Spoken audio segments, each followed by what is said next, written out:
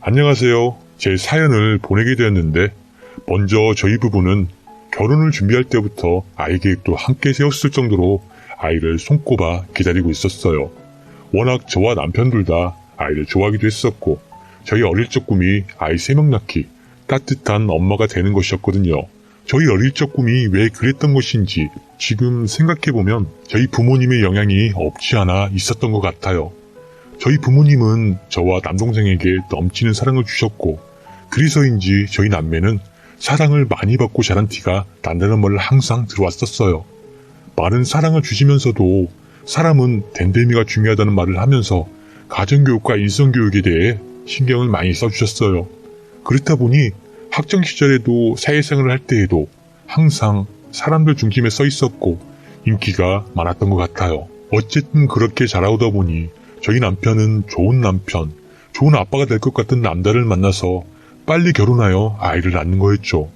그렇게 결혼한 뒤 5개월 정도가 지나고 부부에게는 그토록 기다리던 선물이 찾아오게 되었어요. 아이를 임신했던 사실에 너무나 기뻐서 저희는 산부인과에 가서 임신하는 것을 확실하게 듣고 난 뒤 바로 친가와 시댁에 알렸습니다. 그 소식을 들은 모든 가족들은 저희에게 찾아온 기적을 축복해 주셨고 이 행복이 계속 쭉 이어질 거라고 생각했었죠. 태몽에 대해 얘기도 하고 누굴 더 닮았을지 상상하기도 하며 행복한 나날을 보내던 중 슬프게도 임신 7주차, 즉 2개월 때 아이가 유산되었어요. 평소와 똑같이 생활하던 도중 갑자기 복통이 너무 심하게 오는 것과 동시에 하혈을 나길래 놀라서 산부인과에 가니 이미 아이의 심장이 멈춰있는 상태였어요. 그렇게 가슴 아픈 첫 이별을 겪게 되었고 그 과정 속에서 많이 힘들긴 했지만 남편과 저는 서로를 의지하며 아픔을 딛고 일어나게 되었습니다. 그렇게 6개월 정도가 지나고 두 번째 아이가 찾아오게 되었어요. 이번에는 절대 잃지 않으리라 다짐했습니다. 첫 이별 이후 저희 부부뿐만 아니라 양가 부모님께서도 지켜보시면서 많이 힘들어하신 것을 알기 때문에 임신 소식을 조심스럽게 알려드렸어요. 그랬더니 양가 부모님 모두 너무나도 기뻐하시면서 정말 수고했다고 이제 마음의 짐을 좀 덜 수 있겠다며 말해주셨죠. 시어머님은 자신의 꿈에 호랑이가 나왔다고 하면서 태어나면 집안을 크게 일으킬 아이라고 하셨어요. 그렇게 두 번째 아이의 태명은 희랑이로 희망과 사랑이라는 뜻이 담겨있기도 하고 태몽에 나온 호랑이와 발음이 비슷해서 그렇게 불렀습니다. 저희가 얼마나 노력하고 사랑해주는 것을 알아주는지 정말 쑥쑥 무럭무럭 정말 잘 자라주더군요. 12주차 정도에는 의사선생님이 넌지시 방은 파란색으로 꾸미셔야겠어요 해주시길래 남자아이인 줄 알게 되었습니다. 그래서 출산 날짜가 다가오진 않았지만 예쁜 아이 옷이나 물건이 보이면 한두 개 샀던 기억이 나요. 그러다가 임신 6개월 차에 검진날이 되어 남편과 함께 검진을 받으러 산부인과에 가게 되었습니다. 또 얼마나 컸을지 기대하면서 제 차례가 오길 기다렸죠. 그런데 검진을 하던 도중 의사선생님의 표정이 굳어지게 되었고 당장 수술하러 들어가자고 했습니다.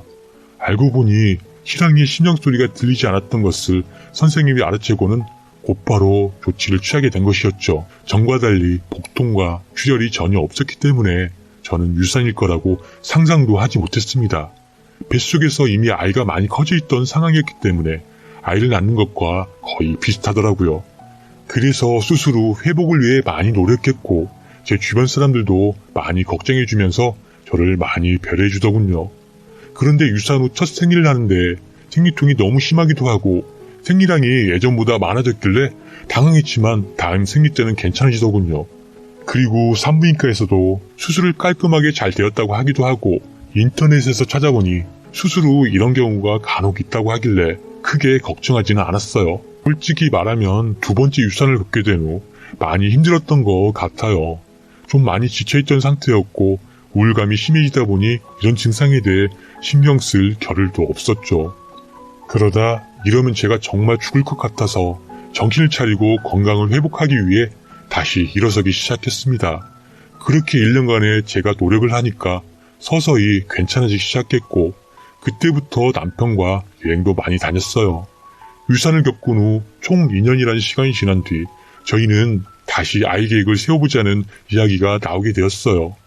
그런 김에 임신을 제대로 준비하기 위해 산부인과에 가서 자궁 건강을 체크하러 가게 되었습니다. 그런데 그곳에서 충격적인 사실을 알게 된 것이죠. 자궁 위쪽에는 약 5cm 정도 되는 크기의 혹이 있었고 자궁 성근증도 함께 있었기 때문에 의사 선생님은 적출 수술을 권유하시더라고요. 솔직히 많이 고민했습니다. 선생님은 요즘에는 수술 말고도 다른 방법이 많다고 하면서 선택지가 수술밖에 없는 것은 아니라고 하더군요. 그래서 처음에는 시술로 치료를 해보기로 시작했습니다. 그런데 한 반년쯤 지나고 보니 갑자기 혹이 더 커지게 되었고 결국 수술을 해야 하는 상황이 오게 되었어요. 저희는 아이를 그토록 바래왔기 때문에 더 고민이 되었던 것 같습니다.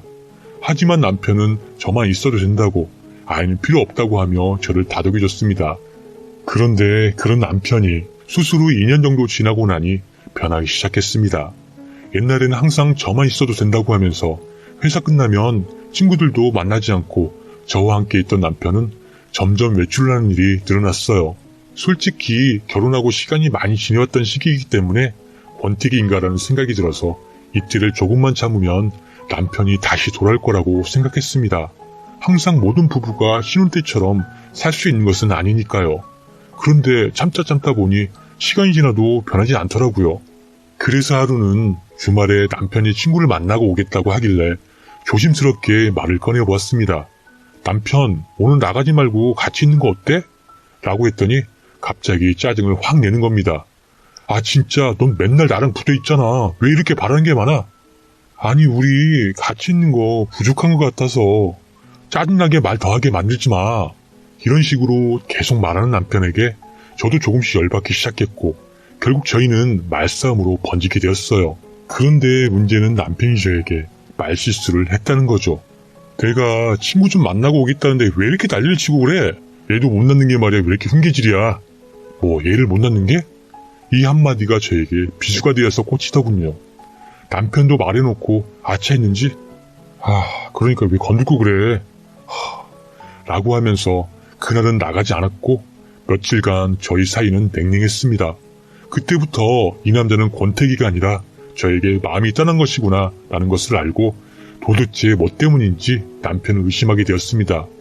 그렇게 몇 주간 남편을 조심스럽게 지켜보다가 남편과 시어머니의 문자 내용을 우연히 보게 되었어요.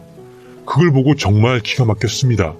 시어머니는 제가 임신을 하지 못하는 사실을 알게 된 후 남편과 저를 이혼을 시키겠다는 생각을 하셨나 봐요. 그래서 시어머니는 남편에게 1년 전부터 이혼 얘기를 꺼냈었고 남편은 절대 그러지 않겠다고 그런 얘기 다시 꺼내지 말라고 그랬더군요. 아무리 설득해도 남편이 고집을 부리니까 시어머니가 그럼 이 여자 한번 만나보고 오라며 그 뒤로는 절대 얘기 꺼내지 않겠다고 해서 남편이 저 몰래 소개 자리에 나가게 된 것입니다. 그런데 첫 만남부터 강렬했는지 둘은 결국 사랑에 빠지게 된 것이었고 계산해보니 남편이 변하기 시작한 시기와 딱 떨어지더라고요. 더 파고 보니까 이 여자가 시부모님과 남편 이렇게 4명이서 여행도 가고 식사 자리도 가지면서 저보다 더 시댁에 왔다 갔다 한 것 같았습니다. 그 사실을 알자마자 저는 시댁에 달려갔습니다.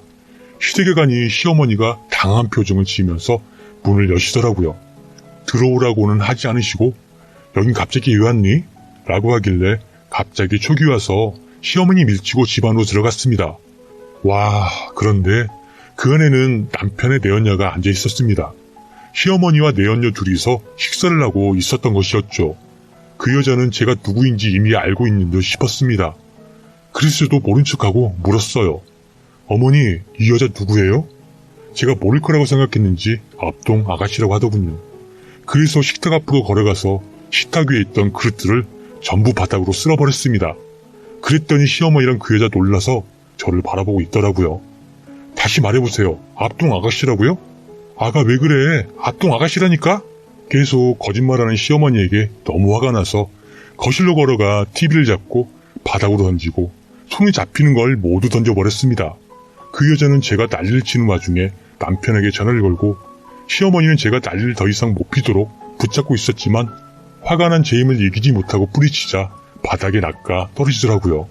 그리고 통화하는 그 여자 폰을 뺏어서 바닥으로 던져버렸습니다. 그랬더니 얘가 저보고 미쳤냐고 하면서 달려들더라고요.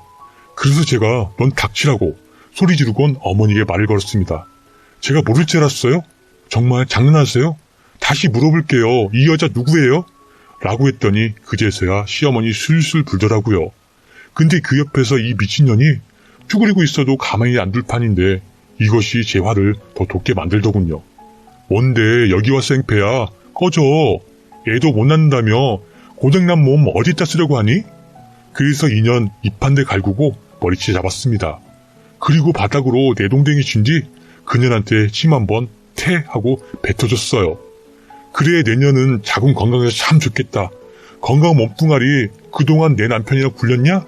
더러서 진짜. 저는 그 여자 꿇어 앉혀놓고 머리 뒤통수를 여러 번 손바닥으로 후려쳤어요. 그런 다음 그녀한테 넌 이제부터 상간녀 딱지 달고 평생 살게 될 거야 말했더니 그때야 사태 파악이 됐는지 갑자기 돌변해서 비는 겁니다. 그 여자는 제가 순순히 이혼해줄 거라고 생각하고 있었던 모양이었어요.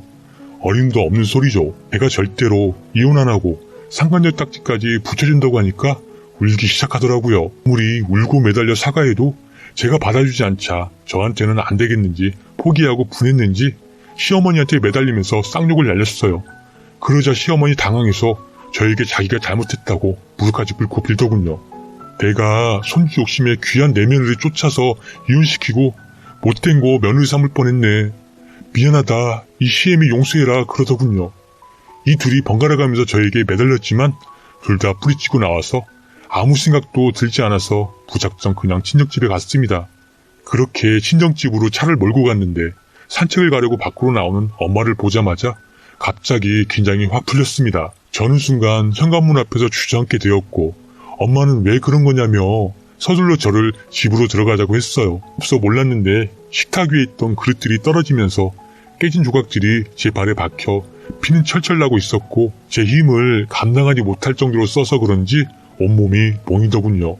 놀라시는 어머니에게 저는 좀 전에 있던 상황을 모두 설명했어요. 저희 부모님은 제가 스스로 남편과 사이가 좋을 것이라고 당연하게 생각하시고 계신 상태여서 그런지 더 충격을 받은 듯 했습니다. 부모님은 바로 남동생에게 전화해서 집으로 호출을 했어요. 부모님께 너무 죄송했지만 그때 당시 저는 너무 놀라고 충격을 받은 상태라 그 이후 사건은 부모님과 남동생에게 의지하게 되었어요. 부모님도 동생도 저에게 걱정하지 말라며 다 해결해주겠다고 하시더군요. 그날 저녁 남편은 저희 친정에 부모님과 저만 있는 줄 알고 깽판을 부리려고 찾아왔더라고요. 문을 열어주자 신발을 신은 채 거실로 들어와 제 이름을 크게 불렀고 저를 보고 제 멱살을 잡으려고 할 때 남편놈 뒤에서 남동생이 도머러 남편놈 등짝을 거세게 내리쳤어요. 남편놈 2번 갈긴 도마스킬로 바로 저절로 무릎을 꿇게 되었어요. 남동생은 남편놈 머리를 잡아들고 말했습니다. 너 한 번만 더 내 눈앞에 눈물 나게 하면 너 지구 끝까지 쫓아갈 거야. 명심해. 이혼 과정에서 술을 쓴다거나 누나를 불리한 쪽으로 몰아가면 넌 그날 저승 가는 줄 알아 하고 협박하며 말을 했습니다. 한 번도 본 적 없는 남동생의 포스에 남편은 벌벌 떨더니 다 포기하고 이혼해주겠다고 하더군요. 남동생은 그날 녹음도 하고 이혼에 대해 차후 어떻게 하겠다는 자필로 쓴 서약도도 받았어요. 그래서 저는 남동생 덕분에 쉽게 저에게 이론적으로 이혼을 하게 되었습니다. 지금은 이혼을 참 잘했다는 생각이 들 정도로 제 일을 사랑하면서 열심히 살고 있어요. 참 전남편 여자가 이놈한테 복수한 얘기 좀 해드려야겠네요. 이혼하고 바로 둘이 결혼이라도 할 줄 알았는데 전 남편 놈 가진 거 없고 직장 1차 그 여자 전 남편 버릴 생각했는지 시어머니 속여 돈 가지고 취했다고 들었습니다. 시어머니 미련하게 저는 이제 안 될 것 같으니까 그 상간년한테 쫓아가 빌고 달려서 당신 아들이랑 잘해보라고 이것저것 다 퍼졌던 모양이에요. 그 여자도 보통이 아닌 게 전 시어머니 제대로 꼬셔서 재산 반 이상 가지고 잠적했다고 하더라고요. 어쨌든 시어머니한테는 저 대신 그 여자가 복수해줬더라고요. 그런 일이 있을 때 모르는 번호로 문자가 와서 봤더니 전 남편이더군요.